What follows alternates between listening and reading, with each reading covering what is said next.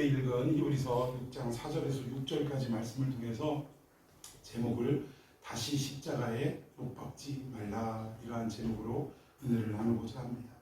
오늘 본문은 짧게 시간 관계상 석 절만 읽었지만 6장 전체를 좀 살펴보려고 합니다. 그리고 이 6장은요, 우리에게 아주 신학적으로 논란이 많이 되는 부분입니다.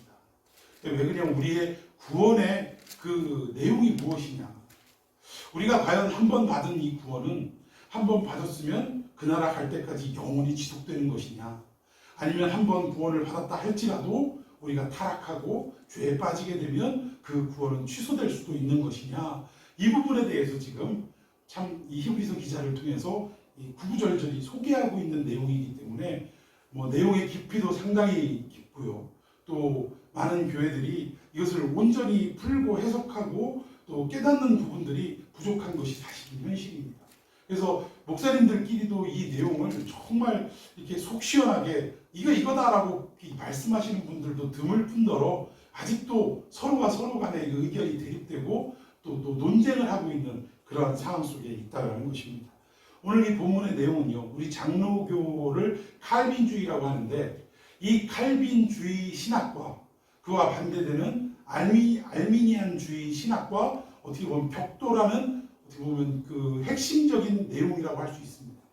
칼빈주의 대표적인 것은 우리의 구원은 우리가 하나님을 믿어서, 우리가 무언가 경건한 삶을 살아서 하나님을 선택했기 때문이 아니고, 하나님께서 일방적인 은혜로 우리를 구원해 주셨기에, 우리를 선택해 주셨기에 우리가 구원을 받았다라고 주장하는 것이 칼빈주의입니다. 그런데 알미니안주의는 뭐냐? 그렇지 않다. 하나님이 물론 우리에게 은혜를 베푸시지만 하나님은 특정한 선택된 사람들에 의해서만 구원을 받게 하시는 것이 아니라 모든 인류를 다 구원하기를 원하시고 모든 기회를 다 허락하시는 것이다. 따라서 우리가 구원받는 건 뭐냐? 각자 개인의 선택에 달린 것이다. 그러니까 선택의 주체가 달라지죠. 칼빈주의는 하나님이 우리를 선택하신 것이고 일방적으로 구원의 세계로 끌고 오신 것이다 라고 말하는 반면, 알미니안주의는 하나님은 공의로 모든 말씀을 인간에게 선포하시되 우리 인간이 받느냐 안 받느냐 그것을 자유롭게 자유의지로 선택할 수 있는 것이고, 또 이런 부분들, 인간의 하나님의 선택이라기보단 인간이 선택했다라고 말하는 것이 맞다라고 주장하는 것이 알미니안주의입니다. 자, 여러분들은 무엇이 옳다라고 생각하십니까? 여기서 정답을 말할 수는 없겠습니다만 어쨌든 우리 장로교회는 불가항력적인 은혜로 하나님의 일방적인 선택을 받았고, 그리고 때로는 우리가 죄를 짓고 또 하나님 등지고 멀리 떠나갈 때도 있지만 정말 그 사람이 하나님의 선택을 받은 구원의 백성이라면 결국은 어떻게 하십니까? 하나님이 그 사람을 콕 집어다가 다시 원위치로 불러다 놓으시는 거예요. 제 갈 길을 가도록 하나님이 역사해 주시더라는 사실입니다. 근데 그 방법은 우리가 알 수 없는 수많은 5만 가지의 방법으로 우리 인간의 삶을 인도하시더라는 거예요. 그런데 인간 스스로 무언가를 선택할 수 있다? 이것은 어떻게 보면 단면만 보고 이렇게 이야기하는 것입니다. 결국 우리가 선택하는 것 같고 우리가 믿어야 믿는 것 같고 이렇지만 사실은 우리가 믿는 의지 저 뒤편에서 누가 이미 작업을 하고 계셨냐? 하나님이 작업을 하고 계셨다는 거예요. 우리가 믿을 수 있는 그 마음을 하나님이 이미 설득하시고 또 한 번 설명하시고 여러 가지의 삶의 모양과 그 형태를 통해서 우리가 아멘 하고 믿어질 수 있도록 이미 역사해 주고 계셨다는 것입니다. 이게 칼빈주의의 어떻게 보면 원리예요. 오늘 그 내용을 좀 구체적으로 한번 우리가 한번 살펴보고, 우리가 장로교 칼빈주의를 우리가 어떻게 보면 표방하고 살아간다면, 주장하고 살아간다면 과연 그 구원의 내용이 무엇인지는 옳게 알아야 되지 않겠습니까? 그리고 이 부분에 대해서 자꾸 알미니안주의 또 감리교 이쪽에서 거봐라, 이거 한번 은혜 받고 구원 받고도 떨어지고 타락하고 하지 않냐라고 얘기하는데, 과연 이 내용이 뭘 강조하고 뭘 설명하는 것인지를 말씀 한 구절 한 구절을 살펴보면서 또 우리가 깨달아가는 이러한 시간이 되었으면 좋겠습니다.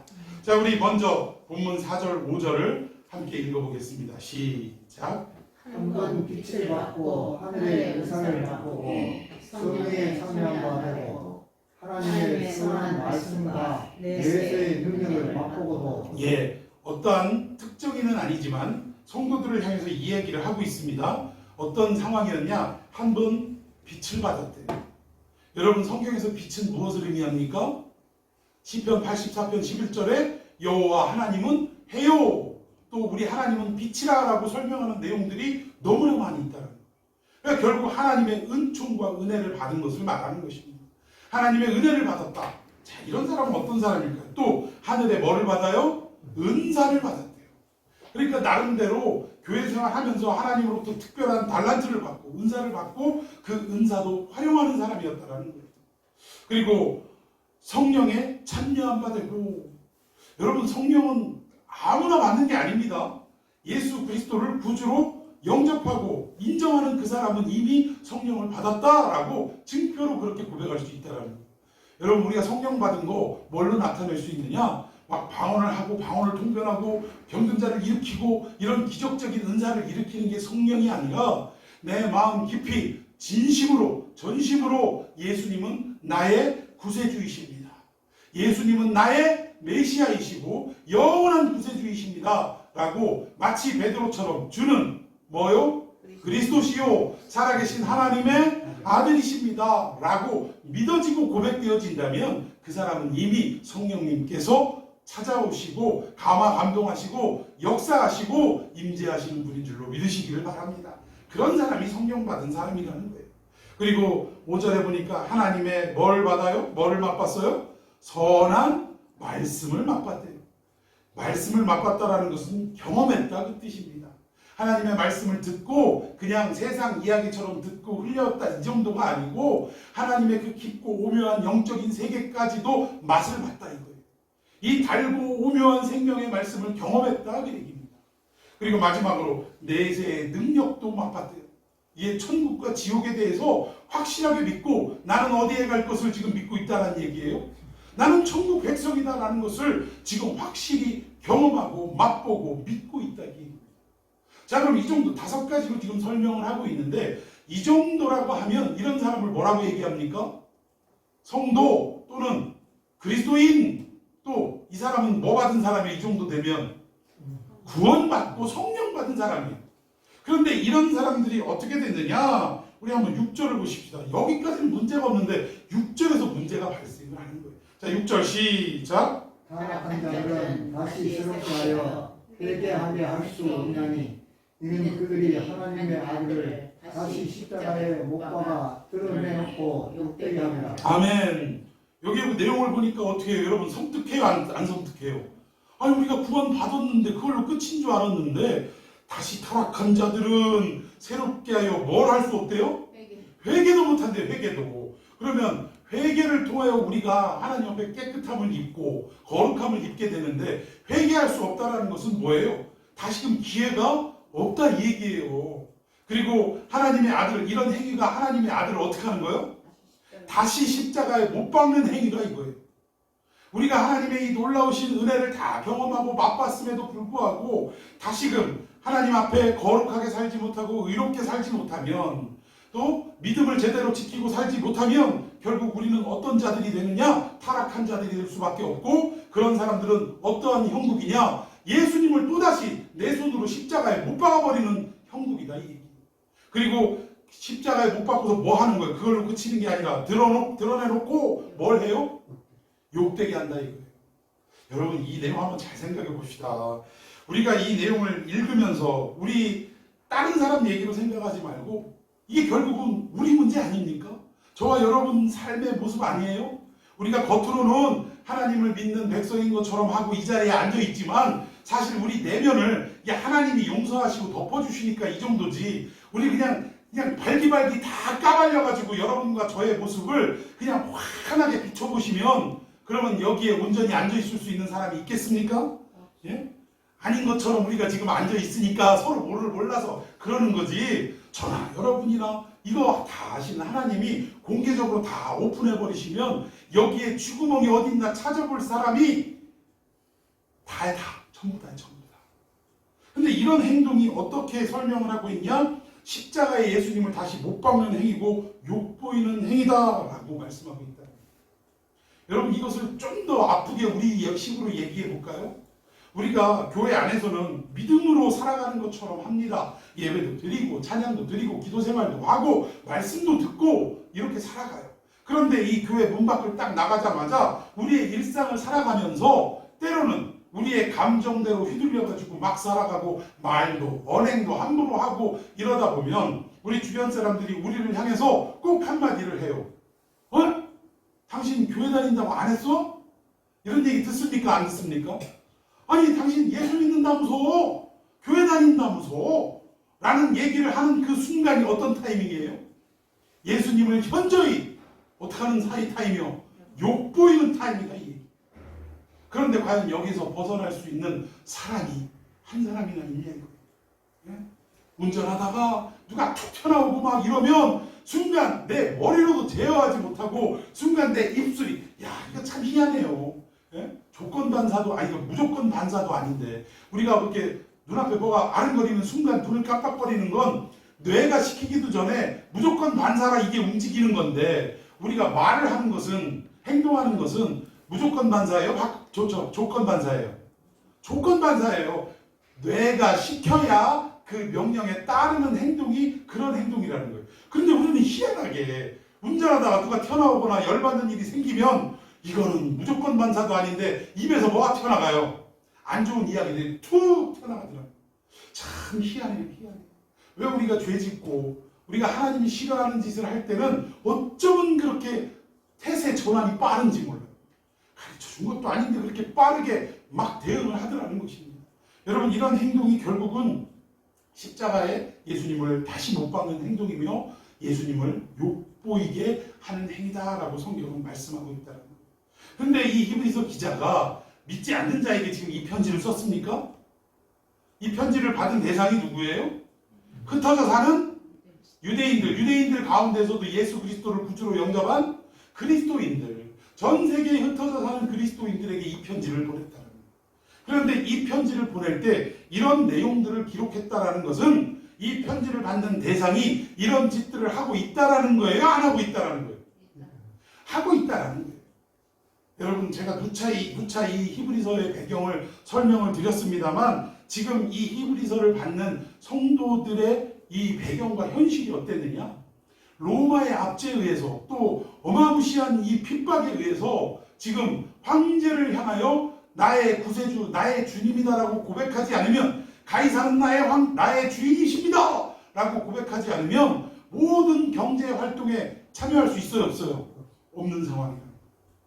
그러니 지금 믿음이 떠내려갈 듯이 지금 흔들리는 위기 가운데 있다라고 설명을 드렸죠. 이 히브리서 1장에서 설명드린 내용입니다. 그런데 이 흔들리는 어떤 이런 상황 가운데 그 믿음이 굳건하지 못한 상황이라고 우리가 해석할 수 있는데 이런 믿음이 연약한 가운데 실수할 수 있습니까? 없습니까? 죄질 수 있습니까? 없습니까? 우리의 입으로 그냥 아유 뭐 예수고 뭐고 간에 지금 내가 지금 내 코가 석자인데 뭔 소리 하고 있어 이런 어떤 믿음 없는 이야기들 믿음 없는 행동들 수없이 할 수 있는 상황이라는 거예요. 게다가 지금 안 그래도 이 경제 문제 때문에 또 신앙의 문제 때문에 힘든데 더 힘든 건 뭐냐 유대인들이 뭐라고 그래요? 커봐라 왜 유대교에서 빠져나와가지고 그 예수라는 사람을 믿어가지고 말이야 이 모양이냐 야 생각해봐라 우리가 그토록 읽고 외웠던 구약 성경에 보면 아니 나무에 달린 자마다 뭐한 자라고요? 저주받은 자라라고 성경은 말하고 있고 우리의 조상 모세가 얘기하고 있는데 야 그 예수 어디에 달렸냐? 나무에 달렸지 않냐? 그 저주받은 인생을 왜 믿고 따라다니냐? 빨리 돌아와.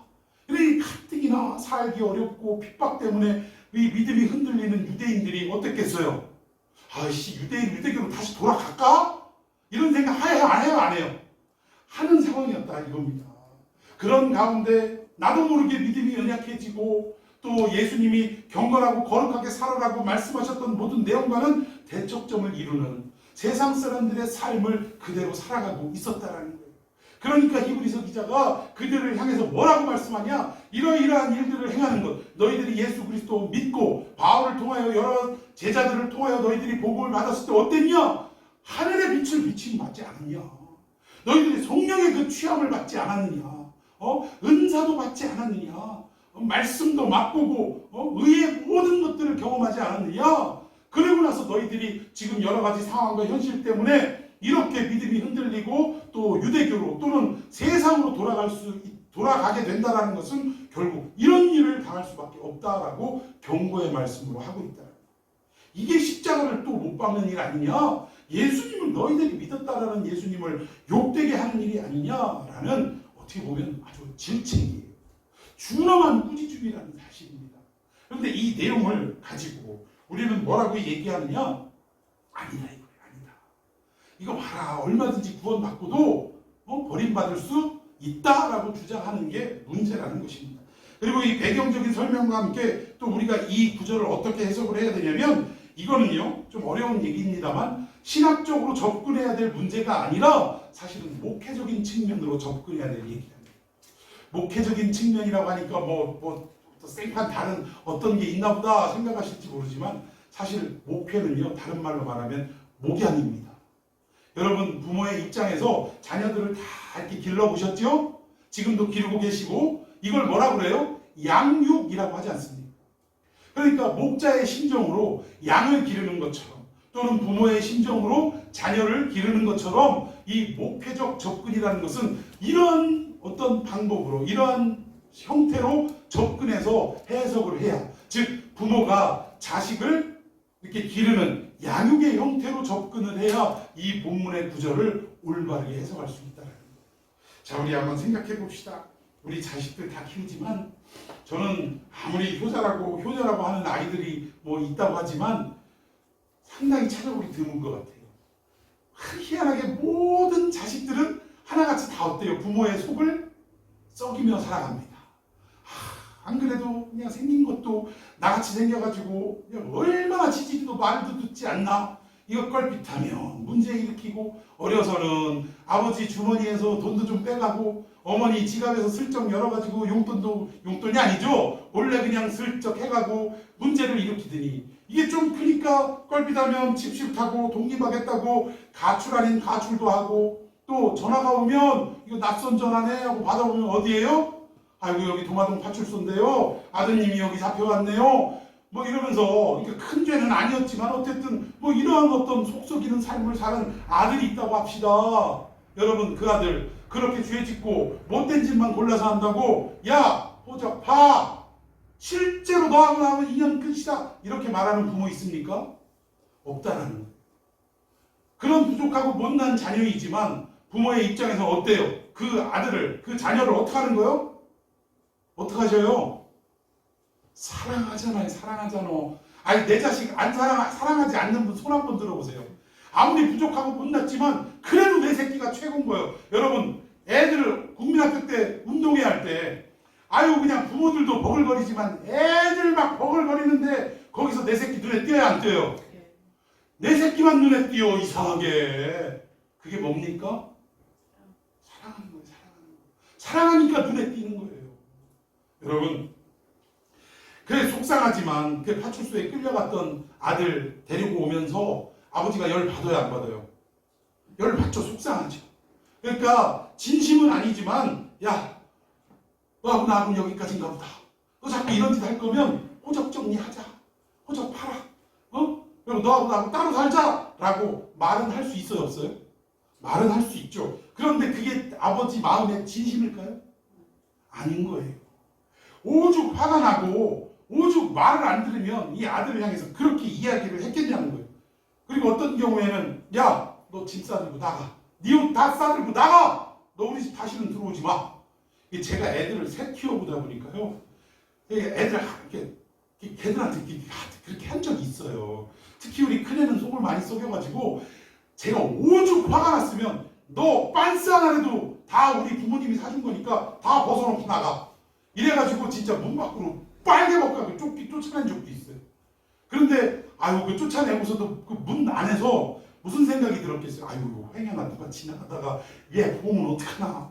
이게 걱정이 돼야 안 돼요? 얘 망신당하면 어떡하지? 걱정은 돼요. 그런데 자식 버릇 고치려고 못된 일 하는 거 버릇 고치려고 그런 일들을 감행하지만 안에서는 조마조마한 거예요. 그러다가 조금 한 10분 정도 있으면 문 열고 들어와. 이러면서 또 혼내키고 이렇게 하고 그랬던 기억이 있습니다. 아무튼 너 나가 살으라고 너 나하고는 같이 못 산다고 하지만 그게 진심일 리는 없다라는 거예요.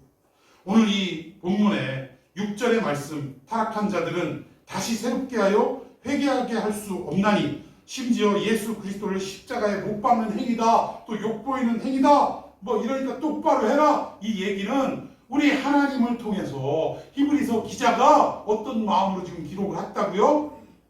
신학적인 관점이 아니라 목회적인 관점에서 지금 얘기하고 있는 거예요. 아버지가 속속이는 아들한테 야 호족파 이렇게 말하는 것처럼 우리 하나님이 야 너희들, 이 히브리서 기자는 성령님의 조명하심을 통해 뭐라고 이야기를 하고 있느냐, 야 너희들이 하나님의 은혜를 맛봤고 비침도 얻었고 은사도 받지 않았느냐, 그리고 하나님의 그 깊은 말씀, 그 기쁨의 그 단계까지 들어가서 너희들이 꿀처럼 송이꿀처럼 단 말씀이라고 그렇게 신앙생활을 해왔고 많은 어떤 경건한 삶을 살아오지 않았느냐. 그런데 지금 현실이 이렇다고 로마의 핍박이 있고 유대교가 자꾸 돌아오라고 한다고 해서 너희들이 그 모든 그 구원의 역사들을 뒤로 팽개치고 네 맘대로 행동해서야 되겠느냐? 너 그렇게 할 거면 어떡하라는 거예요? 호적파. 너희들 그렇게 할 거면 호적파. 뭔 예수를 믿는다고 하는 거예요? 라고 말을 하지만 히브리서 기자는 속마음은 어떤 거예요? 야 가서 바알에게 가, 로마 황제에게 가, 유대교로 가. 이게 진심이 아니라 뭐예요? 이 소리를 들은 주님의 백성들이 어떻게 하라는 거예요? 다시금 회개하고 어떻게 하라는 거예요? 돌아오라, 이 믿음을 끝까지 지켜라, 그 얘기입니다. 우리의 자식들이 말 안 듣고 이러면 너 제발 좀 착하게 좀 살아라, 똑바로 좀 살아라, 그 얘기를 이렇게 다른 형태로, 부정적인 형태로 말을 하면서 지금 선포하고 있다는 것입니다. 여러분, 하나님이 우리를 구원하시고 당신의 자녀 삼아 주셨다고 했는데 다른 분이 한 것도 아니고 사람끼리도 호적한다고 인연이 끊어집니까? 부모 자식 간의 이 정리가 끊어지냐고요? 안 끊어집니다. 심지어 인생이 아니시니 헛소리하지 않는다라는, 시건치 않는다라는 그 하나님이 내가 너를, 내 아들을 대신 죽여서 너를 구원했고 너를 내 자녀로 삼았다라고 말씀하신 우리 하나님이 우리가 조금 불편하고 실수한다고 해서 죄 진다고 해서 야 끝장이다, 호적하자 라고 하시겠느냐 이거예요. 그러니까 우리가 이 알미니안주의는 우리 하나님을 믿고 있으면서도 하나님이 어떤 분이고 그분의 사랑이 어느 정도인지 알고 있는 거예요, 모르고 있는 거예요? 모르는 거예요. 내 안에 사랑이 없다 보니까, 내 안에 정말 하나님이 진짜 우리 성도들을 사랑하는 것처럼, 부모된 입장에서 자녀를 사랑하는 것처럼 이렇게 신학적 관점이 아니라 목회적인 관점으로 성경을 바라볼 때 이런 해석이 나올 수 있는데, 그런 관점이 없다 보니까 원리 원칙대로 그냥 문자대로 해석을 해서 거봐라, 구원 받았어도 우리가 잘못하면 어떻게 된다? 타락해서 우리가 구원이 취소될 수도 있다라고 이야기를 하고 있는 것입니다. 여러분, 우리 7절 한번 봅시다. 성경 기자가 이 두 가지의 예증을 통해서 우리의 구원이 어떤 것인지를 좀 설명하고 있습니다.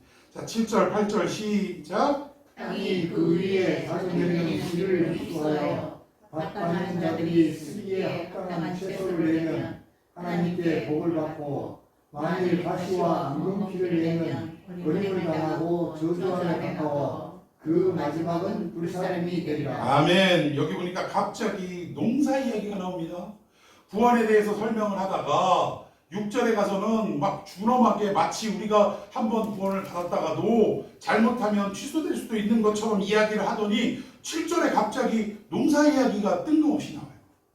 근데 여기에 농사법을 보니까 우리 농사법하고 조금 다릅니다. 여기 보니까 그 위에 자주 내리는 비를 흡수하여 밭 가는 자들이 쓰기에 합당한 채소를 많게 복을 받고 이랬는데, 유대의 농사법을 보면 우리와 정반대인 게, 우리는 먼저 밭을 뭐부터 해요?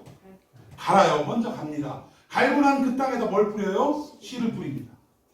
근데 유대는 이상해요. 그러니까 우리가 해석이 어렵고요. 우리 그 사복음서에 보면 우리 인간의 마음을 밭으로 비유를 하면서 4가지 밭을 설명을 하는데, 첫 번째 무슨 밭? 길가밭. 두 번째 돌짝밭. 세 번째 가시밭. 그리고 마지막 옥토. 이렇게 4가지의 밭으로 설명을 합니다. 근데 한번 생각을 해보세요. 농부가 제정신이 박혀있는 농부 같으면 길가에 뿌릴 일이 있습니까, 없습니까? 돌짝밭에 뿌릴 일이 있어요, 없어요? 아니 그 찔리면 아픈 가시밭에다가 굳이 씨를 뿌릴 일이 있습니까 없습니까? 그러니까 우리가 이해가 안 되는 거예요. 이거 농부가 좀 IQ가 부족한가?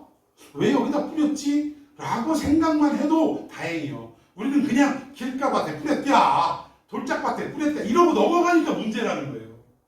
유대의 농사법을 보면요, 우리랑 정반대인 게 우리는 밭을 먼저 갈아놓고 옥토를 만든 다음에 씨를 뿌리는데, 일단 유대는 뭐부터 해요? 여기건 저기건 상관없이 막 씨부터 뿌려 제끼는 거예요. 그 다음에 뭐 합니까? 땅을 갈아버리는 거예요. 근데 이 땅을 가는 게 누가 갈아요? 누가 갈아요? 농부가 갈지 누가 갈아요? 여러분, 이 원리가 무슨 이야기인지를 잘 설명하세요. 지금 이 밭에 씨를 뿌려서 이 씨가 열매를 맺고 자라가는 건 결국 누구를 얘기하냐? 성도들을 얘기하는 거예요. 씨는 누구라고 해요? 씨는 말씀이고 곧 예수님을 나타내는 거예요. 이 예수님이 세상에 길가밭이고 뭐 돌짝밭이고 가시밭이고 상관하지 않고 하나님 말씀의 씨앗이 막 뿌려지더라는 거예요. 그리고 나서 그 말씀의 씨앗이 열매 맺기까지 그걸 간절히 바라면서 누가 이 밭을 이 땅을 가느냐? 누가 갈아요? 농부가 갈아요. 농부는 누구를 말합니까? 하나님이잖아요. 하나님.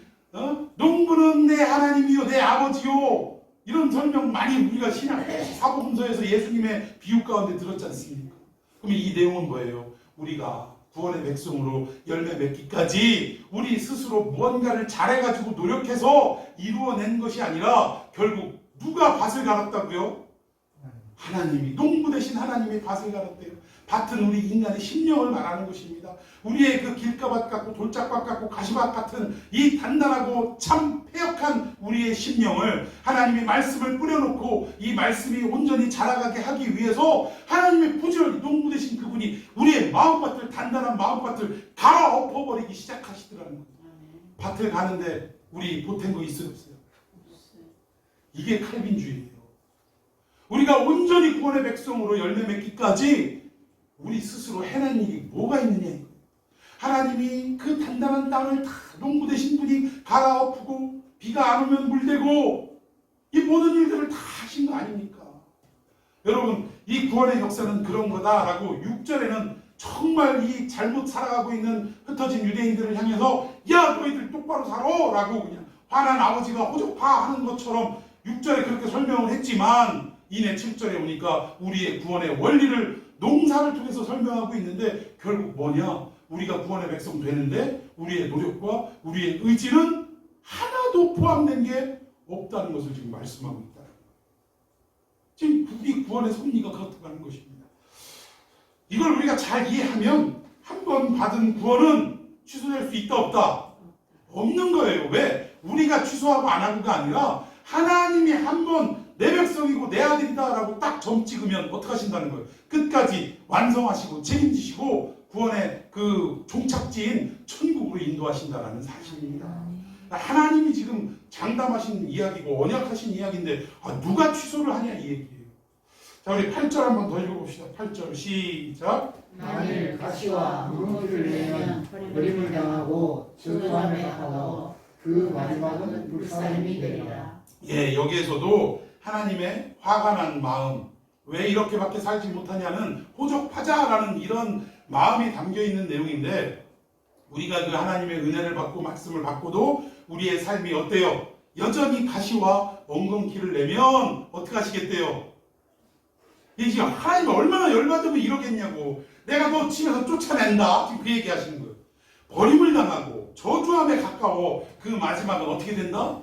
불사름이 된다. 성경에서 불은 두 가지의 의미로 사용이 됩니다. 첫 번째는 정화의 어떤 도구로 사용이 돼요.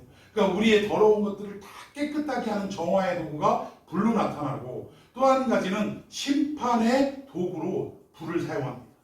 그러니까 우리가 심판받는다라는 말은 불심판 이렇게 표현을 하는 것처럼 이걸 심판의 내용을 불로 설명을 하는데 여기에 나오는 용례는요 정화의 용례가 아니라 심판의 용례라는. 너희들이 이 말씀을 듣고도 끝까지 엉겅퀴 내고 가시내고 이러면 지금 하나님이 우리 아버지가 화가 머리 끝까지 나신 거예요. 왜 똑바로 못 살아? 지금 호적파 집 나가. 그리고 마지막에 어떻게 너하고 나하고는 완전 어떻게 된다는 거예요. 인연 끝. 지금 이렇게 지금 설명을 하고 있다라는 것입니다.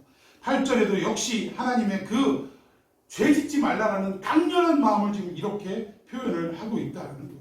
자, 우리 한 구절 더 봅니다. 13절 시작. 하나님이 아브라함에게 약속하실 때 그렇게 맹세할 자가 자기보다 더 큰 이가 없으므로 자기를 가리켜 맹세하여 이르시되 내가 반드시 너에게 복주고 복주며 너를 번성하게 하고 번성하게 하리라 하셨더니 15절 그가 이같이 오래 참아 약속을 받았느니라. 아멘. 자, 이 내용이 결국 앞에 이야기를 또 그러니까 화가 나서 막 이렇게 하신 이야기들을 다시금 제대로 설명하시는 내용이 또 아브라함의 사건을 통해서 지금 또 설명을 하시는 거예요. 여기에 보니까 마지막에 15절에 그가 이같이 어떻게 했다고요? 오래 참아 뭘 받았어요? 약속을 받았느니라 라고 설명하고 있습니다. 히브리서 기자가 그렇게 설명하고 있어요. 근데 여러분들 이미 아브라함의 삶을 잘 아시는 줄로 믿습니다. 아브라함의 삶 전체를 요약하면 오래 참은 삶이었습니까? 그렇게 인내심 없는 못 참아도 나 이런 사람 처음 봤다 라는 삶이었습니까? 세상 못 참아도 이렇게 못 참는 사람이 아브라함이었어요. 그런데 히브리서에는 그 아브라함을 뭐라고 얘기한다고요? 오래 참아서 약속받은 사람이다 라고 소개하고 있다. 한번 아브라함의 삶을 대충 한번 살펴봅시다. 하나님이 약속의 땅이라고 가나안을 지칭하시고 그 땅의 식솔들을 이끌고 막 진짜 우여곡절 끝에 가나안 땅에 드디어 들어갔어요. 그런데 여기 와가지고 야 여기가 그 좋은 땅이래 약속의 땅이래 했는데 그 땅에 뭐가 들었어요? 기근이 들었어요. 기근이 들으니까 그 땅 팽개치고 어디로 갑니까? 세상에 애굽으로 내려갔어요. 여러분 이 땅이 하나님의 약속이 머문 땅이라는 약속을 받았다면 기근까지 거 좀 와도 어떻게 해야 돼요? 참고 견뎌야지요. 그런데 결국 기근이라는 건 무슨 말이에요? 먹고 사는 문제를 얘기하는 거예요. 먹고 사는 문제. 먹고 사는 문제가 좀 어려워지니까 이내 하나님의 그 약속의 땅을 생각도 안 하고 심사숙고는 무슨 심사숙고 생각도 안 하고 뒤로 확 돌아와가지고 먹고 살 수 있는 곳으로 내려가 결국 어디까지 갔다? 애국까지 내려갔다. 인내심 있는 사람이죠? 오래 참은 사람 맞죠? 그런 사람 아니에요. 거기에서 심지어 자기 부인까지도 여러분 자기의 부인은요 결국 하나님의 약속의 씨를 잉태하고 탄생해서 결국은 그 씨를 통하여 누가 오신다? 여자의 후손 예수님이 오시는 거예요. 그러면 자기의 아내를 함부로 내돌리면 됩니까? 안 됩니까? 세상 이렇게 소중하게 여기고 메시아가 태어날 그런 계통이다, 통로다 라는 것을 생각하면 정말 그 부인을 어떻게 해야 되냐? 소중하게 그냥 귀하게 이렇게 해야 되는데 지 목숨 부지하자고 어떻게 했다는 거예요? 자기 부인을 팔아먹었다. 이거 뭐 넘긴 게 아니에요. 팔아먹은 거예요. 그 자기 부인 넘길 때 뭐 받았어요? 금은 보화에 무슨 가축대에 심지어는 종들까지도 받아가지고 모르겠어. 누가 그랬대요. 막 그 로또 복권 당첨돼가지고 부인이 너무 놀라가지고 혈압이 있던 부인인데 너무 놀라서 그냥 뒤로 꼬꾸닥 해갖고 그냥 사망하고 말았대요. 그런데 그 남편이 그 장례식장에서 막 대성통곡을 하면서 오른손에는 뭐를 꼭 쥐고 있어요? 이런 복권 때문에 하면서 로또 복권을 꽉 쥐고 있더라는 거예요. 그 울음이 진심이겠습니까? 예? 어느 정도 진심은 있겠지만 그래도 이 로또 복권에 혼자 내가 이거 받아갖고 쓸 거 생각하니까 뭐 나름 좀 기쁨이 있었을지는 모르겠습니다만 아무튼 아브라함은 그런 인간이었다라는 거예요. 그리고 하나님이 내가 아들을 주리라 하늘의 붓별처럼 바다의 모래처럼 네 민족이 많아질 거다, 네 씨가 많아질 거다라고 할 때 기다렸어요, 못 기다렸어요? 기다리다 부인은 점차 늙어가고 이거 소망이 없는 그런 육신이 되어가다 보니까 어떤 방법을 사용했어요? 하가를 통하여 이스마엘을 낳았다는 거예요. 참 인내 있는 사람이죠. 오래 참은 사람 맞죠? 그런데 이런 참지 못한 아브라함을 마침내 어떻게 하셨어요? 하나님이 설득하고 또 이끌어주시고 깨우쳐주시고 여러 가지의 모양과 방편에서 하나님이 나를 여기까지 누군지는 정확하게 모르지만 그 하나님이라는 분이 나를 여기까지 인도하셨는데 세상에 그분이 누구보다 크신 분이요. 당시에는 애굽의 바로가 최고의 권력자였는데 그는 사람이 아니고 신이었습니다. 그런데 최고의 신이라는 바로보다 더 크신 하나님이에요. 이거를 깨닫게 하시고 점차 하나님이 눈금이, 믿음의 눈금이, 우리 왜 어린애들 집에다가 키 잘하는지 안 잘하는지 잣대 이렇게 해놓고서 조금씩 이렇게 거요 안 거요? 크잖아요. 이것처럼 하나님이 아브라함의 눈금을, 믿음의 눈금을 여러 가지의 경로를 통하여 못 깨닫고 속상하게 하는데도 그거 끄잡아 다시 데리고 와가지고 때로는 혼내키시고 때로는 얼르고 달래셔서 믿음의 눈금이 점점 올라가게 하시고, 강아지 새끼 막 새끼 나면 눈 떠요 못 떠요? 앞에 아무것도 모르는 이 천방지축 아브라함을 점차 눈 뜨게 만드시더라고요. 아, 이게 그거였구나 라고 해서 마침내 그를 무슨 조상으로? 믿음의 조상으로 만들어 주시더라고요. 그래놓고 마지막 신약에 와가지고 히브리서 기자는 그를 뭐라고 표현한다고? 이같이 어떻게 해서 오래 참아 약속을 받았느니라. 모든 공로를, 사실 한 일은 누가 다 하신 거예요? 농부 대신 하나님이 다 밭 갈고 물 대주고 다 하셨어요. 그냥 씨 뿌려진 것은 어떻게 했어요? 가만히 있기만 하면 자라갔다 이거예요. 그런데 이 마지막에 모든 공로를 지금 누구에게 돌리고 있어요? 아브라함에게 돌리고 있더라는 거예요. 여러분, 우리 가정에서도 뭐 우리의 자녀를 막 낳았을 때, 젊었을 때, 자녀를 낳았을 때나 또는 이제 뭐 손주를 보고 막 이럴 때 한번 생각해 보세요. 집에 새 생명이 딱 태어났을 때 온 가족의 기쁨입니까? 아닙니까? 모든 관심이 그 아이에게로 집중되는 거예요.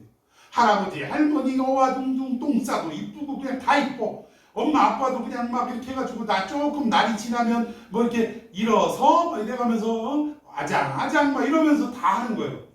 그런데 그러다가 어느 순간에 애가 지 힘으로 막 이렇게 해서 막 그냥 바둥바둥 하다 일어났어요. 그러더니 막 한 걸음 막 그냥 온전치 않은 걸음으로 걷는 거예요.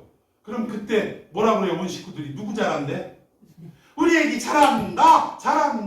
뭘 잘해요? 지가 한 게 뭐가 있는데 앉아서 누워서 맨 똥이나 싸고 배고프면 울어제끼고 아빠 출근해야 되는데 그냥 그 밤에 난리를 쳐가지고 잠도 설치게 만들고 그 한 게 뭐 있어 지가. 근데 그 모든 영광을 온 가족이 누구에게 돌리더라? 애기에게 돌리더라. 할렐루야. 우리는 한 거 없어요. 우리가 구원받는데 한 게 뭐가 있냐고. 농부가 다 알아서 밭 갈아주고 물 대주고 모든 일들을 다 해주고, 우리가 위경에 빠지면 아까 아브라함처럼 애굽으로 달려가면 그거 끄잡아다가 어르고 달래고 때로는 회초리를 때려서라도 다시금 돌아오게 하시고, 또 신앙의 눈금이 자라가게 하시고, 강아지 새끼 눈 뜨는 것처럼 우리의 믿음의 눈을 열어주시고, 이 모든 일을 다 누가 하셨다? 하나님이 하셨다. 그래놓고 모든 공로를 누구에게 돌리고 있어요 지금? 너 참 잘한다. 아이고 나 너 수고했다 야. 너 여기까지 구원의 백성으로 오기까지 얼마나 고생했냐. 너 저 천국에 이르기까지 너 참 정말 수고했다. 이러면서 우리의 머리에 뭐를 씌워주셔요? 면류관을 탁 씌워주시는 거예요. 계시록에 딱 가봤더니 보좌 주변에 막 이렇게 막 24 장로들이 막 해서 다 머리에 뭐 쓰고 있어요? 면류관을 딱 쓰고 폼재는 거예요. 아이고 김장로 면류관 썼네. 나도 썼어. 그래서 우리 참 세상에서 살 때 핍박도 많았고 고생도 많았는데 끝까지 참고 견뎌가지고 결국은 여기까지 왔네. 서로 간에 면류관 썼네 하면서 서로 간에 자화자찬하고 이러고 있는데 그 판에 누가 딱 등장하셔요. 어린 양이 등장하시는 거예요. 어린 양이 딱 등장하시는 순간 밝기 다 보이는 거예요. 내가 지금 면류관 쓰고 있는 게 내가 잘해서 쓴 줄 알았는데 순간 다 이 모든 공로가 누구의 공로라는 거예요? 어린 양의 공로라는 거예요. 그러니까 이 장로들이 순간 머리에 쓰고 있는 면류관을 어떻게 써요? 다 벗어서 누구에게 돌려요? 어린 양께 돌리더라. 할렐루야. 이게 계시록의 천상의 장면입니다. 우리가 이 땅에서 아무것도 아니에요. 우리가 뭘 그렇게 열심히 하고 잘났어. 아무것도 안 했어요. 우리가 구원받는데 우리의 힘으로 이루어진 일이 단 하나도 없다라는 것입니다. 오직 누구의 공로로? 오직 주의 은혜로, 오직 주의 공로로 우리가 여기까지 올 수 있었다는 거예요. 그런데 그런 은혜를 입었음에도 여전히 우리의 삶 속에는 어떤 일들이 반복되어지느냐? 아직 예수 그리스도를 영접하기 이전의 모습을 또 반복하고, 먹고 사는 문제 때문에 애굽으로 내려갔던 아브라함처럼 먹고 사는 문제 때문에 우리의 신앙이 막 흔들리더라. 세상과 타협하더라 이겁니다. 예? 세상 사람들, 안 믿는 사람들이 하는 것처럼 우리도 똑같이 하더라는 거예요. 여러분, 요즘 부동산 문제가 아주 온 나라의 화제거리인데, 아니 도대체 이 집 그래 2채, 3채, 10채 가지고 있는 거 좋아요. 그런데 그 가지고 있는 집이 정말로 자기들의 어떤 필요에 의해서 뭐 첫째도 주고 둘째도 줘야 되고 뭐 이런 거야. 근데 이해가 갑니다. 그런데 이런 집들을 결국은 많이 해가지고 결국 뭐예요? 집값을, 부동산 값을 막 올리는데 사용을 했다. 그러면 이것은 결국 어디로 직결이 되냐? 그냥 평생 나 머리 하나 좀 열심히 일하고 수고하고 머리라도 좀 눕힐 수 있는 작은 집 하나라도 마련하겠다라는 어려운 사람들의 내 집 마련의 꿈을 어떻게 하는 거예요? 짓밟아버리는 거예요. 왜? 집값 상승으로. 오죽하면 요즘 청년들 이생진망이래요. 이생진망. 뭐예요? 이번 생에 집 사는 건 망했다, 그 얘기예요. 여러분, 이것은 정말 누군가를 아프게 하는 일입니다. 아니, 우리 믿는 사람들이 이런 행동을 똑같이 하면 되겠느냐 이거예요. 그것은 결국 화가 나니까 하나님이 히브리서 기자를 통해서 그런 일들은 뭐예요? 타락하는 일이고 십자가에 예수님을 못 박는 일이고 그를 욕되게 하는 일이다. 여러분, 요즘 한간에 막 방송에서 그냥 지탄을 받는 그 정치인들 딱 나오는데 다 뭐예요? 교회에서 권사드리고 집사드리고 아우 가슴이 미어지고 찢어집니다. 결국 그런 일들이 나타날 때 결국 그게 뭐예요? 예수님을 다시 십자가에 못 박는 일이고 또 그를 현저히 욕보이는 일이라는 거예요. 이런 일을 했다고 해서 물론 하나님이 정말로 그를 구원하신 백성이라면 이런 일을 했다고 해서 그를 버리시거나 또는 지옥불로 던지시는 이런 하나님은 아니에요. 언젠가 그를 다시금 깨닫게 하시고 돌이키게 하시고 회복시키셔서 이 구원의 길을 완성케 하실 줄로 믿습니다. 그러나 우리가 정말 안심할 수 없는 일은 뭐냐? 우리가 정말 구원을 받은 사람인지 아닌지는 오직 누구만이 아세요? 하나님만이 아십니다. 우리가 옆 사람들 잘못하는 거 보고 아니 이런 사람이 무슨 예수 믿는 사람이야? 라고 말하지만 이 사람이 정말로 구원받은 사람인지 아닌지는 누구만이 알아요? 하나님만이 아십니다. 우리가 왜 전도라는 미련한 방법을 통해서 복음을 증거해야 되는지 아십니까? 이 사람 바라보면 이건 구원받기 글른 인간이요. 우리는 판단하지만 그 우리의 판단 저 너머에 저 훗날에 하나님이 이 사람을 어떻게 사용하실지는 누구만이 아시는 거예요? 하나님만이 아시니까 우리는 지금 알 수 없어서 그냥 긴 것 같은지 아닌 것 같은지 상관없이 복음을 막 전하는 거예요. 마치 그냥 이 밭이든 저 밭이든 길가든 돌짝밭이든 가시밭이든 상관없이 씨를 막 끌어 제끼는 유대인의 농사 방법처럼 우리가 그렇게 하고 있다. 그러나 그 밭을 마침내 온전하게 갈고 열매 맺게 하시는 분은 누구시라는 거예요? 하나님이시라는 겁니다. 여러분, 오늘 이 본문의 내용을 통해서 우리가 아주 귀중한 것을 깨달은 거예요. 우리의 구원은 중요한 건 하나님만이 하십니다. 지금 내가 여기서 열심히 예배하고 이런 것 같지만 이게 진정한 구원인지 우리는 믿음으로 믿습니다라고 하지만 정말 그 실체는 누구만이 하시냐? 하나님만이 하시냐. 그냥 우리는 입술로 마음으로 믿습니다. 하나님 나는 구원의 백성입니다 라고 시인은 하지만 정말 종국에 가서는 모르는 거예요. 그거 어려운 상황, 불과 같은 시험이 찾아왔을 때야 비로소 알 수 있는 거예요. 여러분, 신사참배 이런 어려움이 찾아올 때 진짜와 가짜가 거기서 구분되는 것처럼. 근데 그것도 온전한 구분도 아니에요. 거기에서 신사 앞에서 그냥 머리를 숙이고 절을 했지만 결국 먼 훗날 그가 어떻게 했어요? 교회와 성도들 앞에 다시금 내가 정말 그렇게 했노라고 하나님 앞에 내가 용서를 구하노라고 그 용기 있게 자기의 잘못을 고백을 하고 그리고 나서 그 이후에 어떻게 했어요? 하나님의 영광을 위하여 온 삶을 목회에 전념했던 분도 있다라는 거예요. 그러니까 우리는 알 수는 없지만 중요한 것은 우리가 정말 구원받은 백성이라면 이렇게 하나님의 진노를 사지 않도록 어떻게 해야 돼요? 믿음이 흔들리거나 복음과는 전혀 다른 가치관 속에 살아가서는 안 된다는 것을 지금 아버지가 자식들을 훈육하는 것처럼 목양적인 관점에서 지금 혼내키고 있다는 거예요. 흔들리지 마. 니들 로마 때문에 힘든 거 알아. 유대인들 때문에 힘든 거 알아. 그러나 우리가 다시금 돌아가서야 되겠냐. 하나님은 우리를 사랑하실 때 어떻게 사랑하셔요? 끝까지 사랑하신다라고 지금 권면의 말씀으로 지금 하고 있는 것입니다. 자, 17절 하나님은 약속을 기업으로 받은 자들에게 그 뜻이 변하지 아니함을 여러분 믿습니까? 충분히 나타내시려고 그 일을 맹세로 보증하셨나니 18절 시작. 이는 하나님이 거짓말을 하실 수 없는 이 두 가지 변하지 못할 사실로 말미암아 앞에 있는 소망을 얻으려고 피난처를 찾은 우리에게 큰 안위를 받게 하려 하십니다. 아멘.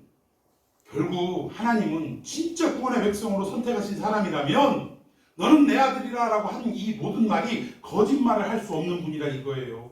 한 번 한 약속은 변하지 않는다라고 분명하게 말씀하고 있다라는 것입니다. 결국 그 약속으로 말미암아 우리에게 뭘 얻어요? 큰 안위를 얻게 하신다라는 거예요. 우리가 구원받은 백성임을 믿으십니까? 그러면 지금 여러 가지 힘들고 어려운 상황에 우리를 정말 믿음의 세계에서 떨어져 나가도록 흔드는 많은 요인들이 있지만 그래도 결국은 하나님이 나를 붙드시고 마침내 종국에는 큰 위로와 안위를 주신다는 것을 믿는다면 오늘의 어려운 현실 앞에 내가 흔들릴 수 있어요, 없어요? 없는 거예요. 이걸 말하는 거예요. 진짜를 봐라. 환경을 보지 말고 진짜를 봐라. 하나님의 약속을 봐라. 너희들이 약속을 입은 자들이 아니냐? 그 약속은 절대 변개되거나 흔들리는 약속이 아니다라고 히브리서 기자는 말씀하고 있는 것입니다. 과연 그 구원이 어떤 구원이냐? 우리 한번 요한복음 6장 39절 40절 다 같이 읽습니다. 시작. 나를 보내신 이의 뜻은 내게 주신 자 중에 내가 하나도 잃어버리지 아니하고. 아멘. 여기 보니까 예수님께 맡겨진 우리의 영혼을 하나라도 잃어버린대요, 안 잃어버린대요? 예수님 결코 우리를 한 사람도 잃어버리지 않고 지켜주실 줄로 믿습니다. 자, 계속 읽습니다. 시작. 마지막 날에 다시 살리는 것입니다. 내 아버지의 뜻은 아들을 보고 믿는 자마다 영생을 얻는 것이니 마지막 날에 내가 이를 다시 살리라. 할렐루야. 이게 하나님의 약속이고 우리의 받은 구원인 줄로 믿습니다. 근데 우리 자꾸 왜 구원 받아놓고도 이거 또 떨어지는 거 아니에요? 취소되는 거 아니에요? 왜 오만 걱정을 하고 살아가냐고요. 우리가 정말 주의해야 할 것은 뭐냐? 우리가 구원받은 백성이라면 그러면 두 번 다시 타락하는 일은 하지 말자. 십자가에 못 박이고 욕보이는 일은 하지 말자. 이 말씀대로 순종하며 살아가는 데만 전심전력을 다하자. 여기에 메시지가 있는 거지. 구원받았다가 취소될 수도 있다. 여기에 초점이 있는 게 아니라는 사실입니다. 여러분, 오늘 밭의 비유를 통해서 또 아브라함의 비유를 삶을 통해서 성경 말씀은 우리의 구원에 대해서 확인해주고 있다는 것입니다. 여러분, 우리의 삶을 돌이킬 때 사실 우리는 부끄럽고 정말 우리의 삶이 낱낱이 드러나기가 정말 그렇죠? 그런 인생입니다. 저나 말씀을 전하는 저나 말씀을 듣는 여러분들이나 다 그런 부류들이에요. 그럼에도 불구하고 우리는 좀 뻔뻔해질 필요가 있습니다. 하나님, 내 모습 이렇지만 내 모습 이대로 받아주시고 나는 그래도 예수님이 필요하고 나는 그래도 십자가가 필요합니다. 주님만을 바라보겠습니다.